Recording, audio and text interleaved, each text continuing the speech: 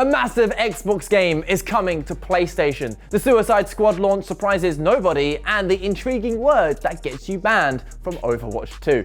I'm Ash Dixon, and this is GINX News. PlayStation fans, I need you to contain yourselves right now because Starfield is coming to PS5. I know, we never thought this day would come. Critically acclaimed, universally loved Starfield. The game's so award-winning that Nintendo just outright conceded every Game of the Year award they've ever won. Their CEO, Shintaro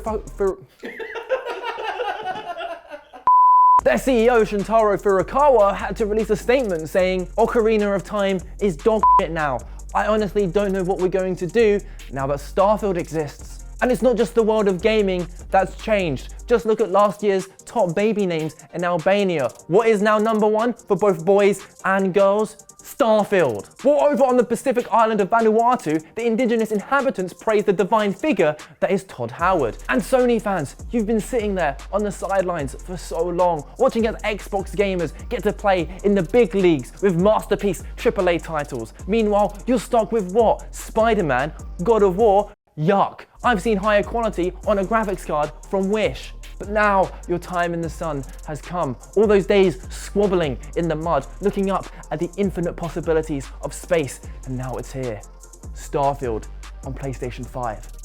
Just gotta get through a couple of those loading screens first. Now there may have been some exaggeration there, just a little bit, but there is a kernel of truth because word on the street is Microsoft is giving up on first-party exclusives. It was only on Friday we talked about the hidden t-shirts in Hi-Fi Rush that suspiciously resembled certain rival consoles, and over the weekend two rather interesting headlines surfaced. First up, according to Xbox Era, Microsoft is planning to launch Starfield on PS5 after the release of its upcoming Shattered Space expansion, which is due to land later this year. Will it sell well on PlayStation 5? Well, probably not, let's be honest. But that might not matter as it all looks like part of a wider strategy from Xbox. Their upcoming Indiana Jones game might also be on the menu, with rumors swirling that they'll bring it to PS5 months after its Xbox launch. Now, this could just be a result of them losing this generation's console war, or it marks a huge shift in console gaming. It definitely eases concerns about Microsoft owning both Bethesda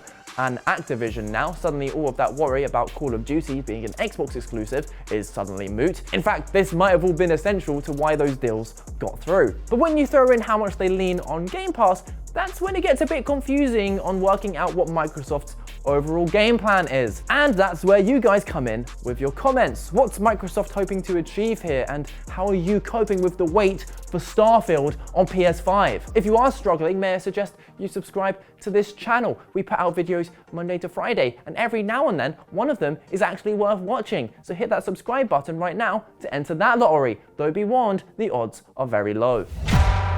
After months of rumblings around the new Suicide Squad game, it's finally out, and well, the reviews have landed exactly where everyone expected. It's a big all-round 6 out of 10. Well, according to Metacritic anyway. And yeah, there are those who are like, whoa, this is a lot more fun than I expected. And there's others who are like, wait, these guys made the Arkham games?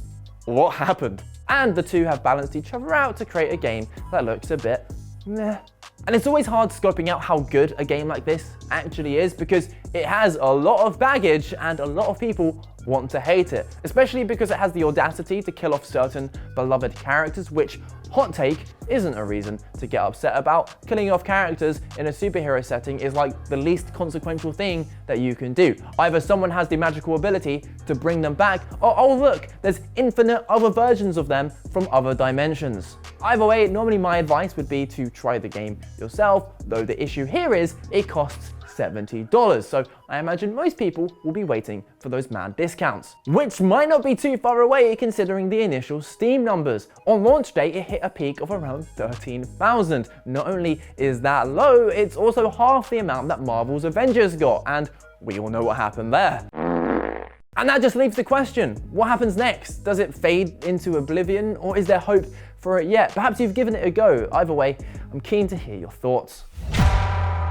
On to the Quickfire Round, and I'm going to kick things off with some casting news for some incoming game adaptations. The teaser for Sonic the Hedgehog 3 dropped over the weekend, and while most fans are excited about the none too subtle hint that Shadow will be the main antagonist, Jim Carrey has been confirmed to return as Dr. Eggman/Robotnik, which is nice to hear after he hinted at quitting acting. He'll be joined by Kristen Ritter, who you may know as Jessica Jones or Jane from Breaking Bad.